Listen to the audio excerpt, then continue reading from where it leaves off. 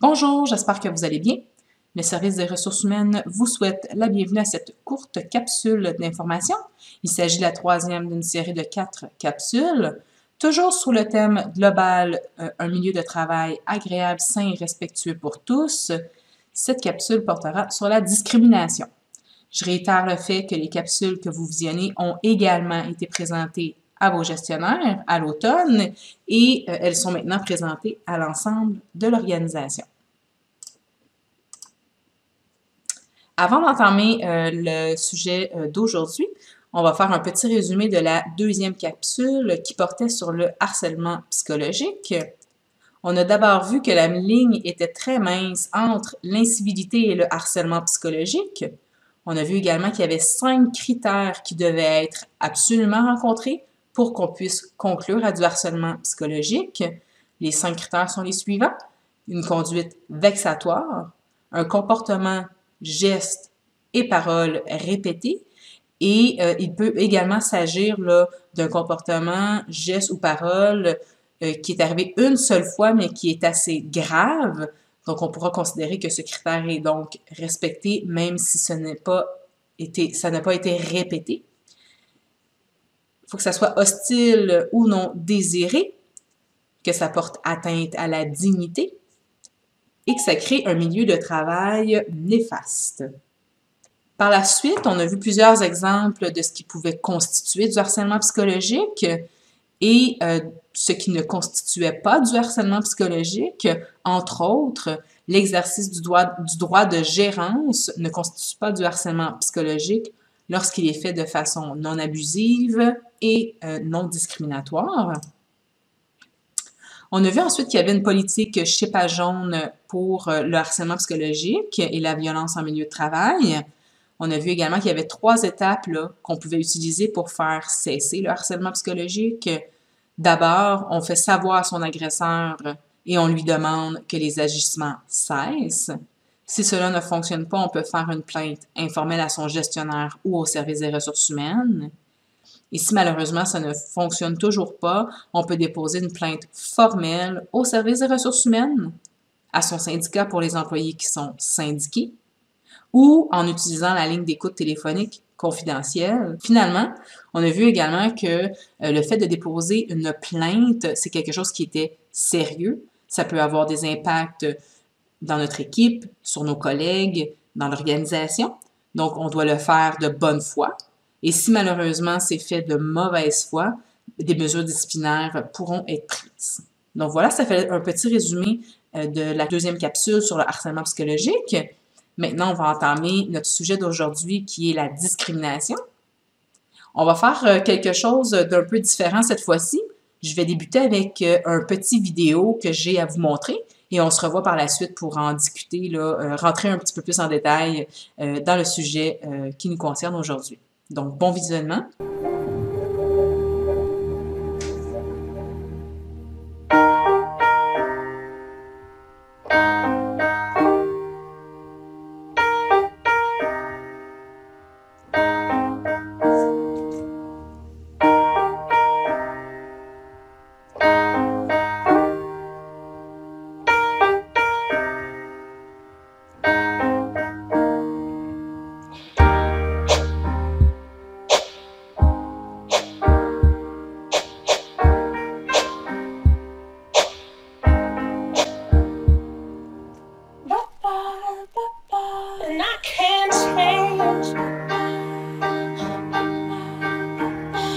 If I tried, even if I wanted to, and I can't change. Even if I tried, even if I wanted to. My love, she keeps me warm. She keeps me warm. She keeps me warm. She keeps me warm.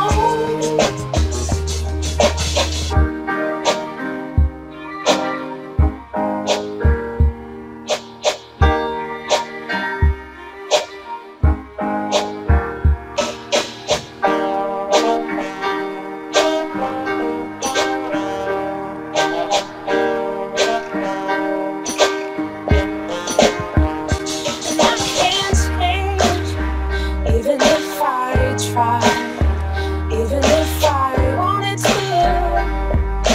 My love, my love, my love, she keeps me warm. She keeps me warm. She keeps me warm. She keeps me warm. And I can't change, even if I try, even if I wanted to. My love, my love, my love, she keeps me warm. She keeps me warm. She keeps me warm. She keeps me warm. She keeps me warm. She keeps me warm.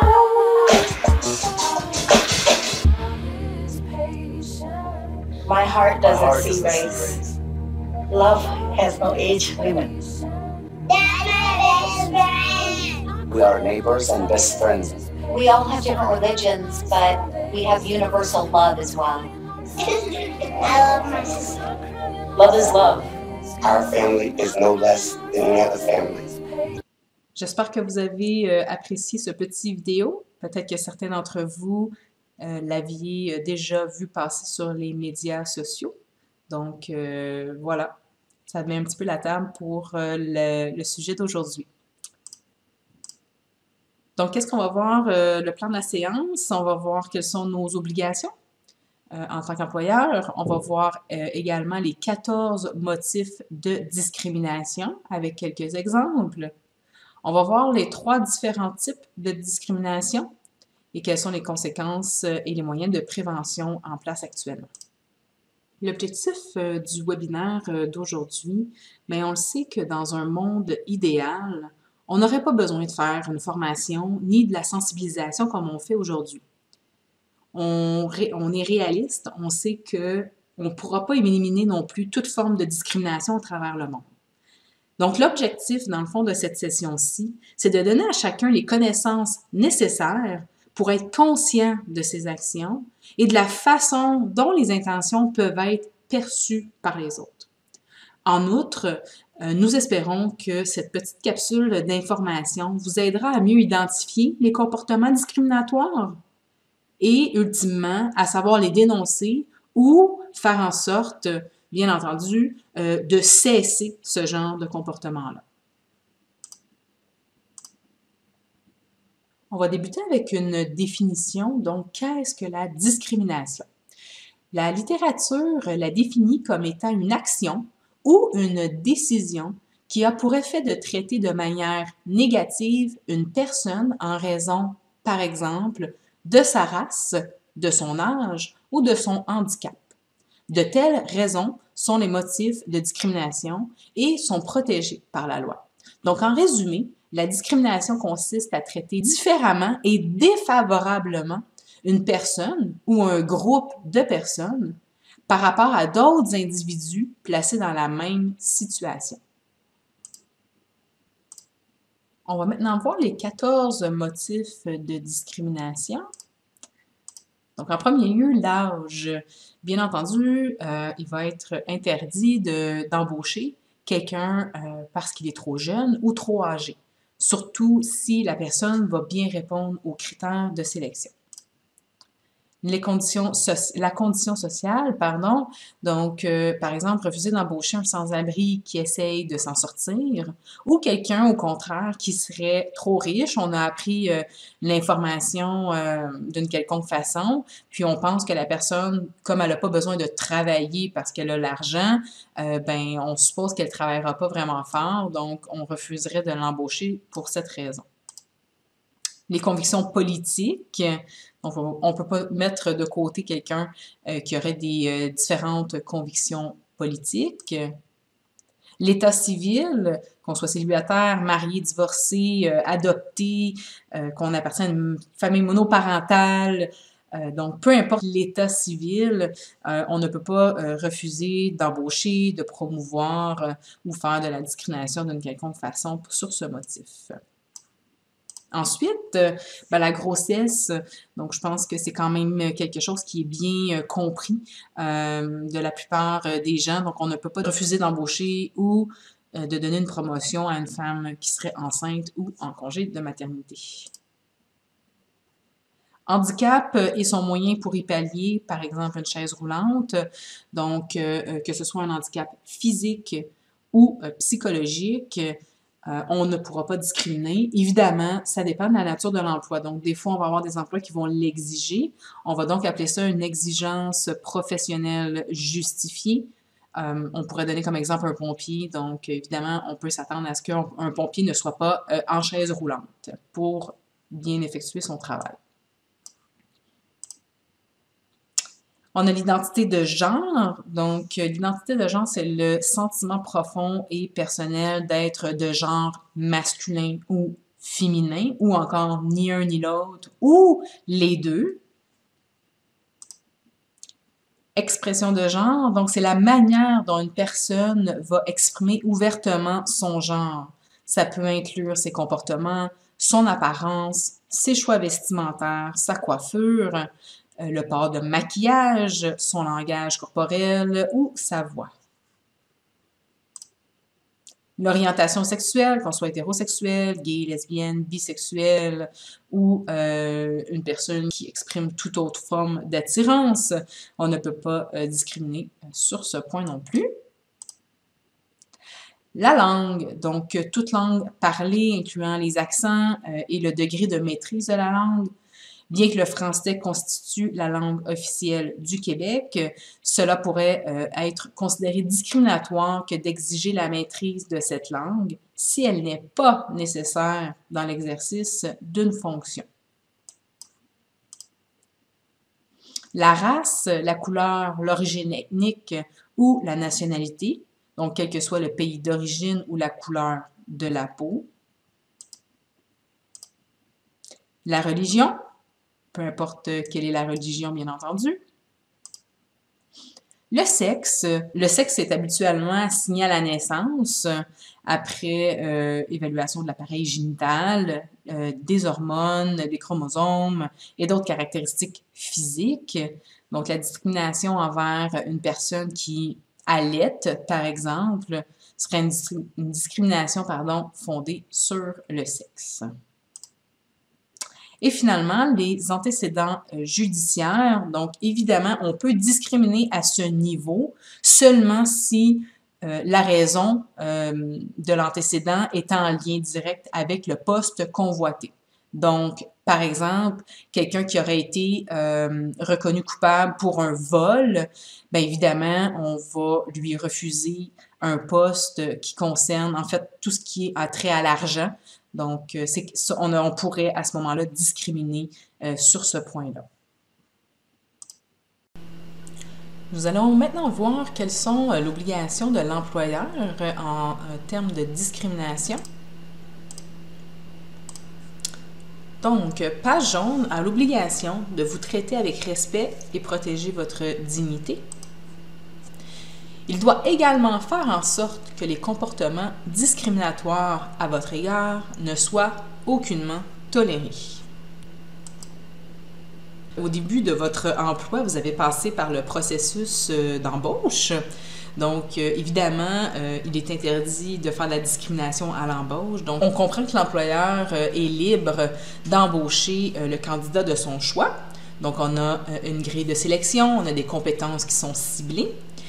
Par contre, il ne peut pas fonder son choix sur un des motifs énoncés précédemment pour exclure un candidat de la procédure de recrutement, que ce soit au niveau de l'étude du CV ou au cours de l'entretien d'embauche.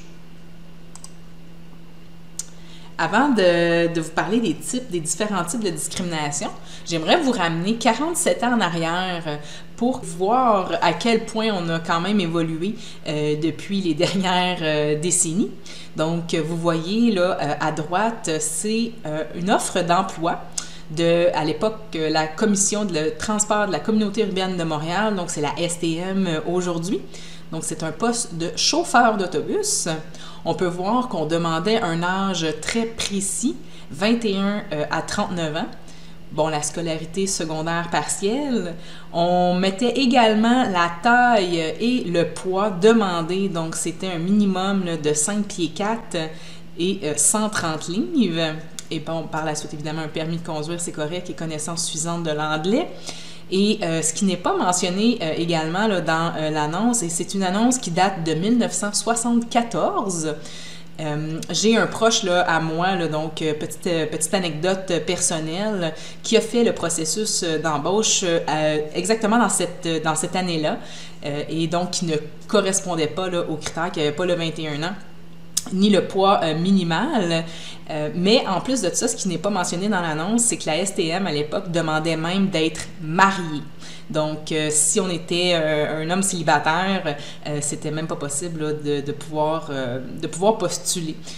Donc, voilà plusieurs points de discrimination là, qui ont été là, enfreints, comme vous pouvez voir dans cette annonce-là. Donc, d'abord, l'état civil, l'âge et le poids et la taille deviennent un peu comme un handicap. Donc, aujourd'hui, on doit prouver que c'est une exigence professionnelle justifiée, c'est-à-dire qu'on a des raisons de demander un poids et une taille minimale. Et comme on a vu plus tôt, par exemple, un pompier, on pourrait exiger une certaine forme physique à ce moment-là. Donc, voilà, c'était une petite anecdote là, pour vous montrer à quel point on a évolué quand même dans les dernières années. Nous allons maintenant parler des différents types de discrimination. Donc, il y a 3 types là, possibles. Le premier, c'est la discrimination directe. Deuxième, discrimination indirecte. Et finalement, la discrimination systémique. Donc, on va voir, dans le fond, une petite définition là, des 3 types de discrimination avec des exemples. On va débuter par la discrimination directe. C'est probablement la forme de discrimination dont vous avez été témoin le plus souvent dans votre vie. C'est la forme qui est la plus flagrante. Il y a une intention de discriminer un individu ou un groupe d'individus en raison de caractéristiques de groupe, qu'elles soient réelles ou présumées.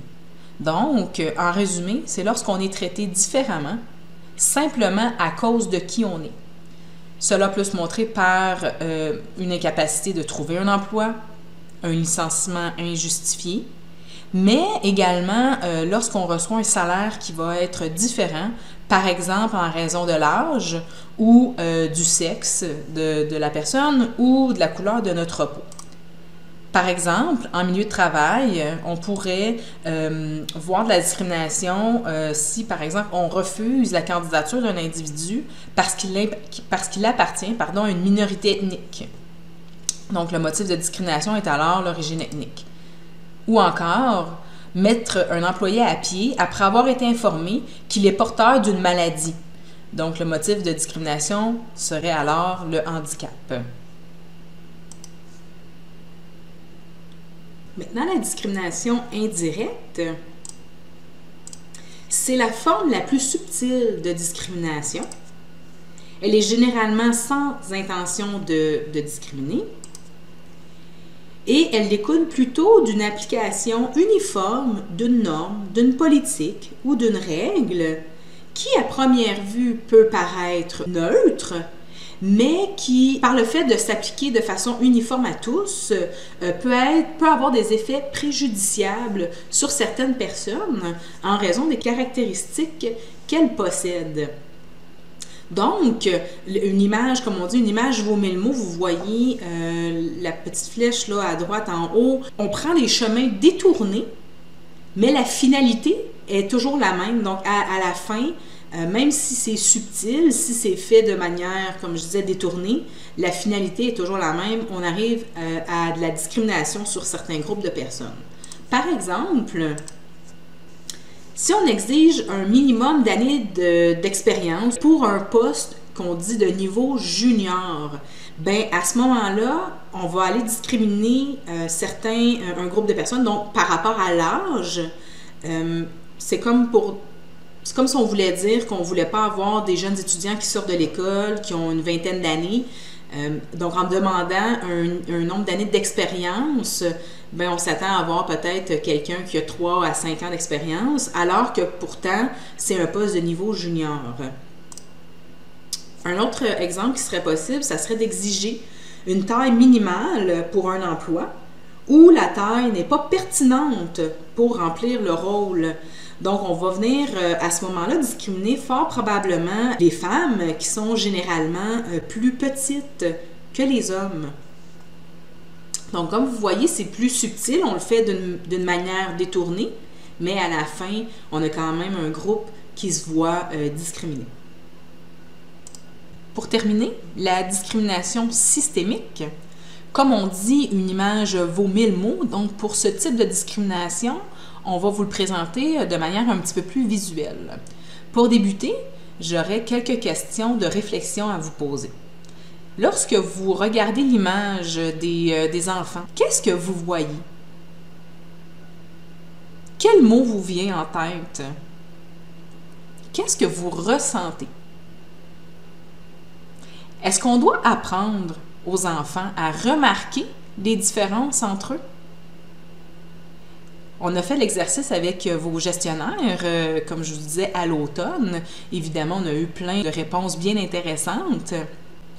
Je vous dirais que le troisième point, chacun avait sa vision, donc c'était un petit peu plus partagé. Il y a deux courants de pensée. Soit qu'on ne parle pas des différences, on fait comme si de rien n'était. On fait comme si tout le monde était pareil. Ou bien, l'autre façon de faire, bien, on en discute. On a un dialogue ouvert avec nos enfants, on fait de la sensibilisation, on leur montre les différences, on montre que ces différences-là peuvent être bénéfiques et peuvent favoriser, dans le fond, l'ouverture à d'autres cultures. Donc, comme je disais, c'était quand même assez partagé. Il n'y a pas de bonne ni de mauvaise réponse. Comme je disais, il y a deux courants de pensée. Et par la suite, on opte pour celui qui nous représente le mieux, donc celui qu'on préfère, mais il n'y a pas de bonne ni de mauvaise réponse. En bout de ligne, ce qui est important de comprendre, c'est que faire de la discrimination, c'est pas un comportement qui va être inné, en fait. Donc, on naît pas avec ces idées préconçues-là. Ça va être acquis. Donc, au fur et à mesure qu'on avance dans notre vie, il y a des éléments qui vont nous marquer et qui vont faire en sorte qu'on va faire cette discrimination-là. Vous voyez à l'écran maintenant, je fais apparaître là, dans le fond des petits squelettes. Ce qui est important de comprendre, c'est que peu importe notre religion, notre race, notre orientation sexuelle, en bout de ligne, on est tous des êtres humains qui sont identiques. Je vous demanderai donc de regarder ces deux cercles, le cercle bleu et le cercle rouge. Malgré ce que vous pensez, ces cercles ne sont pas égaux.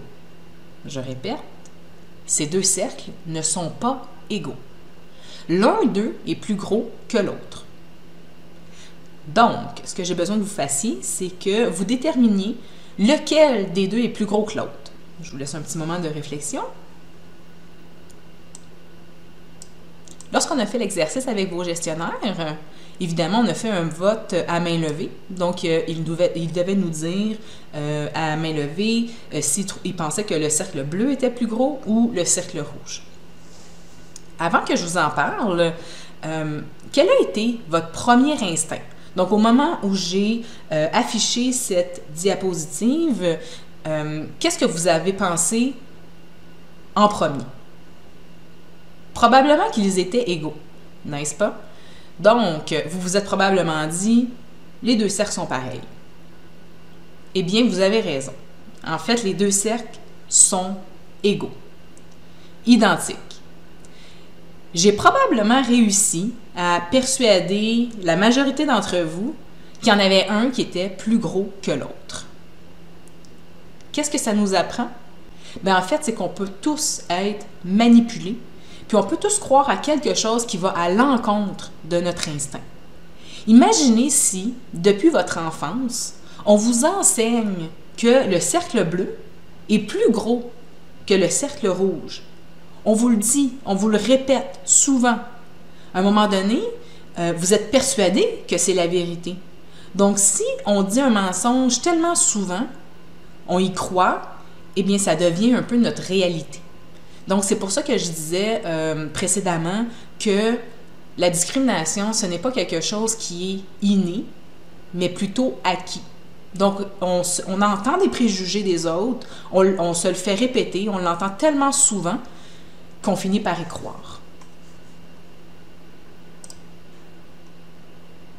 Les gens qui subissent de la discrimination pour les 14 motifs qu'on a vus précédemment peuvent ressentir des effets négatifs tout au long de leur carrière professionnelle. On a vu précédemment qu'ils pouvaient avoir des effets au niveau de l'embauche, mais ça peut se poursuivre également par la suite. Donc, on va voir quels peuvent être les effets négatifs. D'abord, on peut avoir des effets sur la rémunération. Fort heureusement, la loi sur l'équité en matière d'emploi est venue éliminer autant que possible les écarts entre les hommes et les femmes. Ça peut être également sur l'évolution de carrière, donc tout ce qui a trait aux promotions. L'accès à la formation professionnelle, donc on pourrait discriminer certains groupes de personnes au niveau de la formation et du développement des compétences. La charge de travail. On peut également voir certains groupes d'employés qui vont être exclus. Les sanctions disciplinaires pouvant même aller jusqu'à la fin d'emploi. Donc, évidemment, si la fin d'emploi est basée sur un des motifs qu'on a vus précédemment, le licenciement sera alors nul et le salarié pourra être réintégré. Nous allons maintenant voir quelques comportements inappropriés, quelles que soient nos intentions.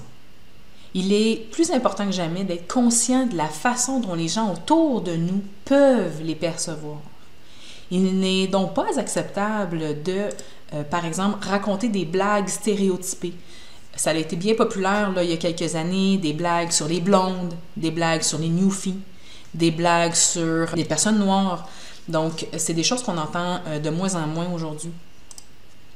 Assumer la nationalité de quelqu'un par son apparence, son nom ou sa façon de s'habiller. Ne pas inviter un collègue de travail à un 5 à 7 seulement parce qu'il ne boit pas d'alcool. Utiliser des termes offensants pour décrire quelqu'un. « Hey, la petite », par exemple. Ou on a changé également là, dans les dernières années, le terme secrétaire n'est plus utilisé. On va plutôt dire une adjointe administrative, par exemple. Je vais vous donner maintenant quelques exemples de comportements appropriés. Donc, si par exemple vous vous intéressez réellement aux coutumes, à la religion ou à la culture de vos collègues, et si vous avez des doutes ou des questions sur la manière d'aborder un sujet qui est sensible avec quelqu'un, voici quelques moyens qui sont acceptables pour entamer cette conversation-là. Demandez-leur de vous rencontrer en privé pour en discuter. C'est peut-être pas la bonne manière de le faire devant tout le monde en groupe. Ça pourrait rendre la personne mal à l'aise d'en discuter, mais elle serait peut-être beaucoup plus encline à le faire en privé. Ne posez pas des questions délicates dans un cadre public. Donc, comme je disais, c'est plus facile, c'est moins gênant de le faire des fois dans un cadre individuel, donc de ne pas le faire en rencontre de groupe. Demandez-leur d'abord s'ils sont à l'aise de partager ce type d'informations avec vous, si ça les intéresse. Puis, ce qui est important, c'est de toujours les inviter aux sorties d'équipe, quelle que soit leur croyance, leur coutume, leur religion, leur manière, leur façon de vivre. Permettez-leur de refuser ou de s'expliquer, d'expliquer leur choix, les raisons pour lesquelles, par exemple, ils ne viendront pas au 5 à 7 d'équipe. Parce que des fois, on peut présumer quelque chose qui n'est pas du tout vrai. Donc, de pouvoir offrir cette possibilité-là à la personne de venir ou non. Donc, elle aura toujours le choix d'accepter ou non. Et de pouvoir expliquer la raison pour laquelle elle ne viendra peut-être pas à ce 5 à 7-là, qui pourrait être une raison complètement différente de ce que vous pensez. On va maintenant voir quelles sont les mesures en place pour éviter la discrimination. On a des politiques qui sont disponibles en tout temps sur l'intranet. Donc d'abord, le code d'éthique qui spécifie quelles sont les attentes. On parle entre autres des 4 valeurs pages jaunes, dont le respect, bien important. On a également une politique contre le harcèlement psychologique, la violence et la discrimination au milieu de travail. On en a vu un bout dans la capsule précédente. Donc, bien important, je vous invite à vous y référer en cas de besoin. On fait également des webinaires comme celui-ci, de la sensibilisation pour nos gestionnaires, pour nos employés. Qu'est-ce qui est bien important également, c'est de dénoncer les comportements discriminatoires. On essaie d'intervenir le plus efficacement et le plus rapidement possible lorsqu'on a une situation qui est dénoncée. Et je répète, là, on en a parlé dans les capsules précédentes, mais ce qui est très important, c'est de ne pas le tolérer et d'agir le plus rapidement possible face à une conduite répréhensible. Si on n'agit pas, bien, on envoie le message qu'on est d'accord avec celle-ci. Malheureusement, si on doit en venir à ça, il va y avoir des mesures disciplinaires. Donc, on évite, le but étant de prévenir et non de guérir. Donc, on tente autant que possible de ne pas en venir à des mesures disciplinaires, mais sachez que c'est quelque chose qui est possible. Donc, il y aura toujours une gradation de sanctions, tout dépendamment du geste qui est posé, mais on peut aller jusqu'au congédiement. Pour terminer, en fait, Page Jaune est très fière d'être une entreprise qui est inclusive et qui donne à tous une chance égale de s'épanouir, de réussir et d'atteindre son plein potentiel. Rappelez-vous que nous avons une tolérance zéro pour toute forme de discrimination. Vous vous rappelez, on a changé notre logiciel de sondage sur l'engagement des employés. Donc, on est allé avec Amélio. Et Amélio nous permettait d'ajouter un sous-facteur. Donc, on a décidé de mettre en place un sous-facteur vraiment dédié sur la diversité et l'inclusion. Et j'aimerais aujourd'hui vous partager le résultat d'une des questions de ce sous-facteur. Donc, on a posé la question suivante. Tous les employés sont traités avec respect, peu importe le genre, l'âge, la religion, la race, la couleur, l'orientation sexuelle ou le handicap. Donc, le résultat, c'est 94%. En effet, c'est pas parfait. On aimerait que ce soit 100%, mais tout de même, 94%, c'est un excellent résultat. Donc, je voulais vous le partager et on en est très, très fiers, évidemment. Nous vous rappelons que la politique en place chez Page Jaune indique les étapes à suivre. Si vous voulez dénoncer une situation qui est problématique, je vous invite à la consulter sur l'intranet Évolution. Et votre équipe RH, évidemment, demeure toujours disponible pour vous conseiller. Ça met fin à la présentation d'aujourd'hui. C'est donc un rendez-vous pour la 4e et dernière capsule qui portera sur la diversité et l'inclusion. Merci, bonne journée.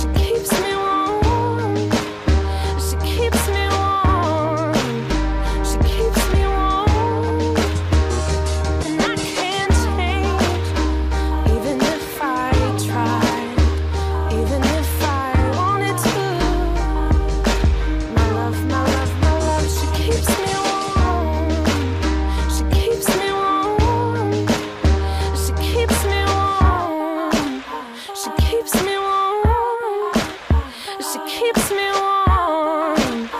She keeps me warm.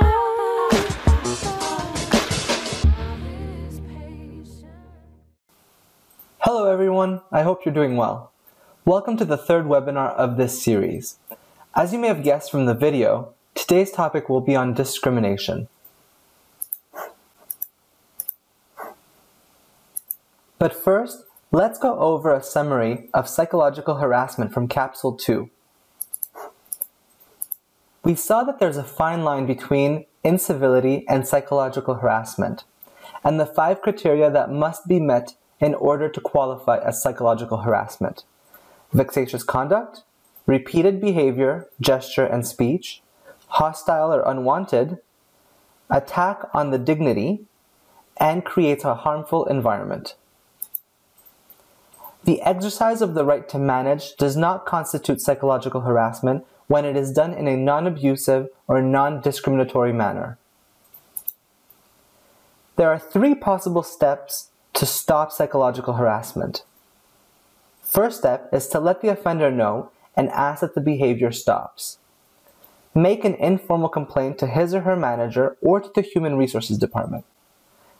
And finally, make a formal complaint to the HR department, the union, or by using the confidential helpline. And finally, filing a complaint is serious. If it is done in bad faith, disciplinary action may be taken.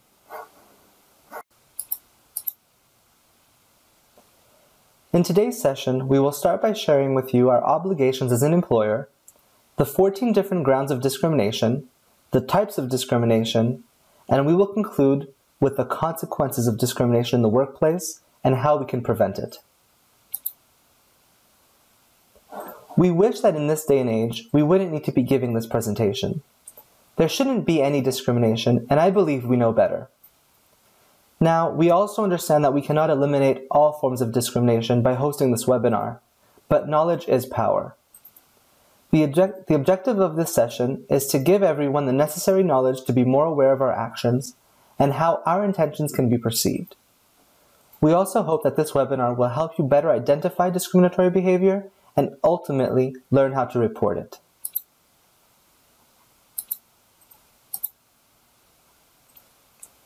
Discrimination consists of treating a person or a group of people differently and unfavorably compared to other individuals in the same situation.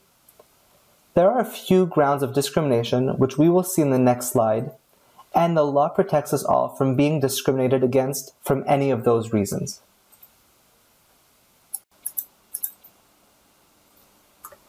Let's review the 14 different grounds of discrimination and some examples by starting with age. Refusing to promote someone because he or she is too young or old and disregarding their experience. For example, they are too young or immature to manage a team, or they are too old and won't understand today's generation. Social status, refusing to hire a homeless person who is trying to get by or someone who is too rich. They'll never work hard enough. They don't need the money. Political views, setting apart a person who has different political convictions. We see this more with the very popular US election in 2020. Marital status, whether they're single, married, divorced, adopted, a member of a single-parent family, any family relationship or alliance of any kind. Pregnancy, and the eventual need for maternity leave. A handicap and its means to alleviate it, whether it be physical or psychological. Obviously, if the nature of the job requires it, for example, firefighter, one can discriminate. Gender identity, gender expression, sexual orientation, heterosexual, gay, lesbian, bisexual, or a person who expresses any other form of sexual or emotional attraction or dislike of a person to another person or persons. Language, any spoken language, including accents and degree of fluency. Although French is the official language of Quebec, it could be considered discriminatory to require proficiency in that language if it is not necessary for the performance of a function. Race, color, ethnic origin, or nationality, regardless of country of origin or skin color. Religion, gender, female, male, or intersex. Gender is usually assigned at birth after evaluation of the reproductive system. Discrimination against the person who is breastfeeding is discrimination on the basis of gender. Criminal records, if not related to the position sought. Yellow Pages has the obligation to treat you with respect and protect your dignity. It must ensure that discriminatory behavior towards you is not tolerated in any way. There are 3 different types of discrimination: direct discrimination, indirect discrimination, and systemic discrimination. All of us have probably been a witness of direct discrimination at some point in our lives. It is the most blatant form of discrimination.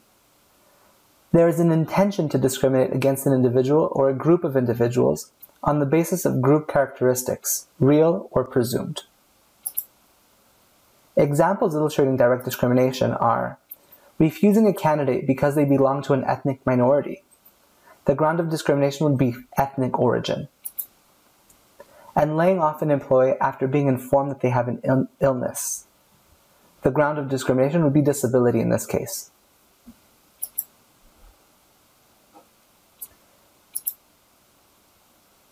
Indirect discrimination may result from a certain practice, policy, or regulation that applies to everyone in the same way, but which may have a detrimental effect on some people because of the characteristics they possess. It is the most subtle form of discrimination. It's generally without intent to discriminate.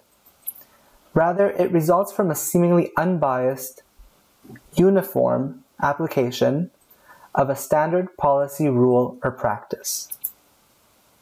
Examples illustrating indirect discrimination are requiring a minimum of years of experience for an entry-level position. The grounds of discrimination would be age. Requiring a minimum height for a job where height is not relevant for the role.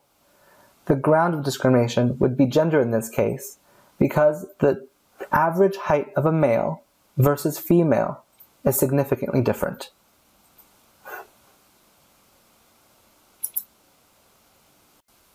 There are 2 schools of thought.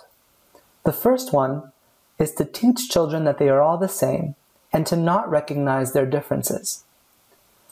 Or the second school of thought, which I personally believe, is to teach children to recognize differences between one another and to celebrate those differences.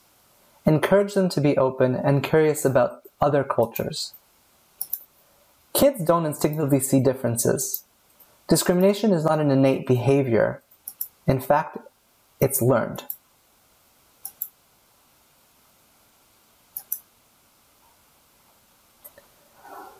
Despite what you may be thinking, these circles are not equal. I repeat, these 2 circles are not equal. One of them is in fact larger than the other. What I need you to do is determine which one that is.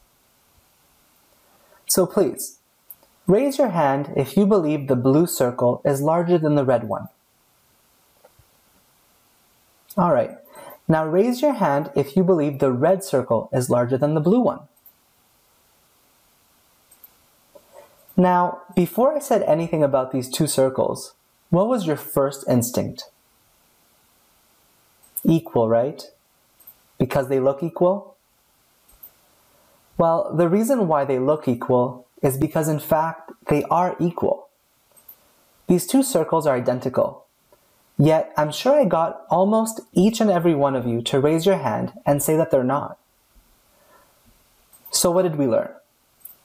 That we can all be manipulated to believe something that goes against our instinct. Just imagine as a child you are taught that the blue circle is larger than the red one. If you say it enough times, you convince yourself that that's the truth. If you're told the lie enough times, it becomes part of your reality.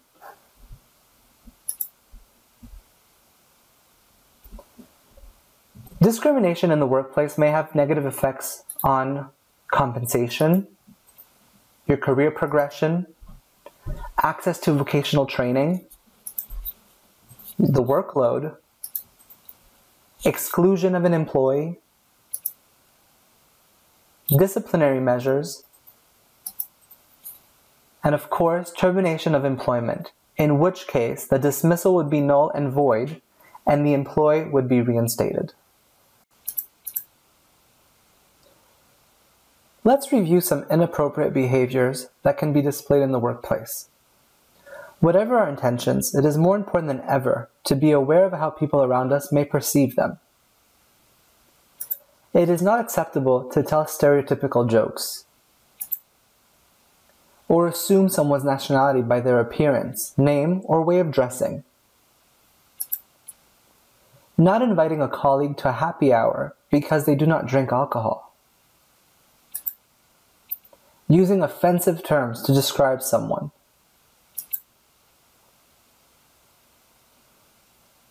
On the opposite side of the spectrum, let's review some appropriate behavior. If you are genuinely interested in your colleague's customs or religion, or if you have doubts about how to discuss a sensitive topic with someone, here are some acceptable ways to start the conversation. Ask them to meet with you privately to discuss it. Do not ask sensitive questions in a public setting. Ask them if they are even comfortable sharing this type of information with you. And always invite them to team outings, regardless of their beliefs or customs. Allow them to refuse or to explain their choice.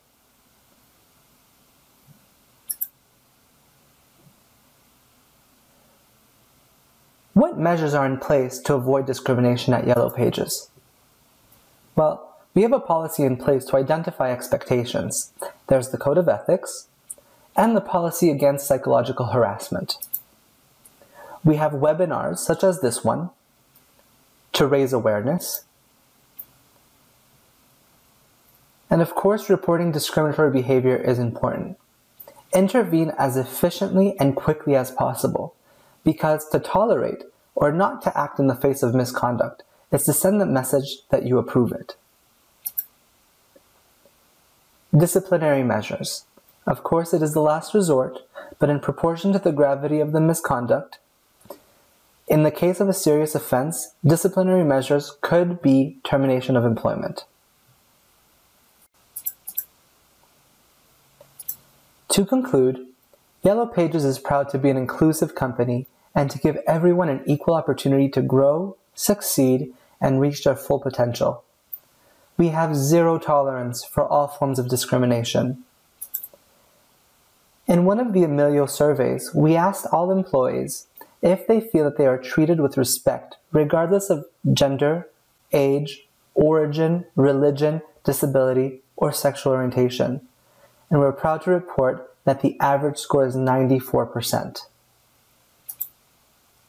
We remind you that the policy in place at YP provides us with the steps to follow if you wish to report a problematic situation.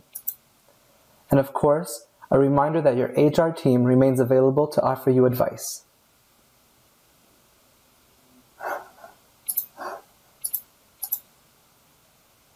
If you have any questions, we invite you to reach out to your dedicated HR partner. You can also email us at the HR inbox. Thank you for your time. We hope you enjoyed this capsule.